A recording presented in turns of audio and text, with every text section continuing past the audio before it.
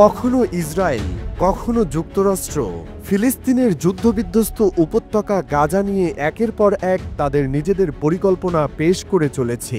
একদিকে যুক্তরাষ্ট্র গাজাকে নিজেদের করে নিতে চায়, তো অন্যদিকে ইসরায়েল ফিলিস্তিনিদের সৌদি আরব পাঠিয়ে গাজাকে নিশ্চিহ্ন করে দিতে চায়।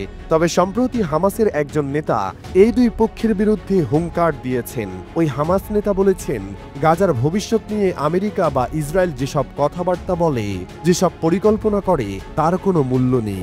তিনি বলেছেন, গাজা উপত্যকার মালিক ফিলিস্তিনি জনগণ, তারাই নিজেদের মধ্যে সলা পরামর্শের ভিত্তিতে এর ভবিষ্যৎ নির্ধারণ করবে।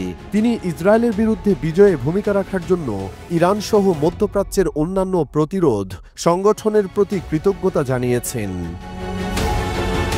নাম প্রকাশে অনিচ্ছুক হামাসের এই নেতা দৃশ্যত মার্কিন প্রেসিডেন্ট ডোনাল্ড ট্রাম্পের এক উচ্চাভিলাষী পরিকল্পনার জবাব দিয়েছেন। উল্লেখ্য যে দ্বিতীয় মেয়াদে মার্কিন প্রেসিডেন্টের দায়িত্ব নেওয়ার পর গত 25 জানুয়ারি ট্রাম্প সাংবাদিকদের বলেছেন, আমি চাই মিশর গাজা থেকে আরও ফিলিস্তিনি নিয়ে যাক।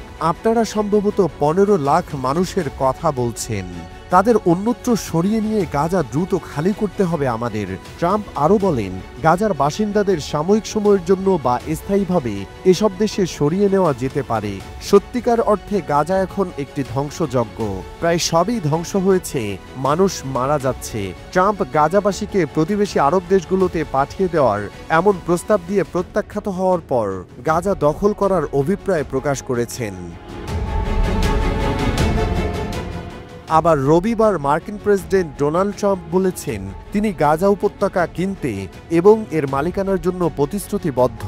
তবে মধ্যপ্রাচ্যের বিভিন্ন দেশকে যুদ্ধবিধ্বস্ত গাজার কিছু অংশকে পুনর্গঠনের জন্য অনুমতি দেবেন।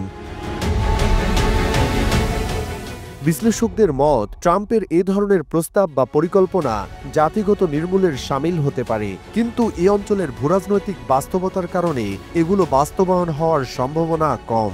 গবেষণা প্রতিষ্ঠান আরব সেন্টার ওয়াশিংটন ডিসির ফিলিস্তিন ইসরায়েল কর্মসূচির প্রধান ইউসুফ মুনওয়ার বলেন, সব নীতিনৈতিকতা এবং মৌলিক অধিকার লঙ্ঘন করায় ট্রাম্পের ভয়ানক বিবৃতির নিন্দা জানানো উচিত। ট্রাম্পের এই বিবৃতি এক ধরনের সংশয়ের সঙ্গেও গ্রহণ করা দরকার বলে মন্তব্য করেন এই বিশ্লেষক। তিনি বলেন, গাজায় ফিলিস্তিনিদের উপর জাতিগত নির্মূল চালানোর ধারণাটা নতুন নয়। 2023 সালের অক্টোবরে ইসরায়েল হামাস যুদ্ধ শুরুর পর থেকেই এমন ধারণার প্রচার চালানো হচ্ছে।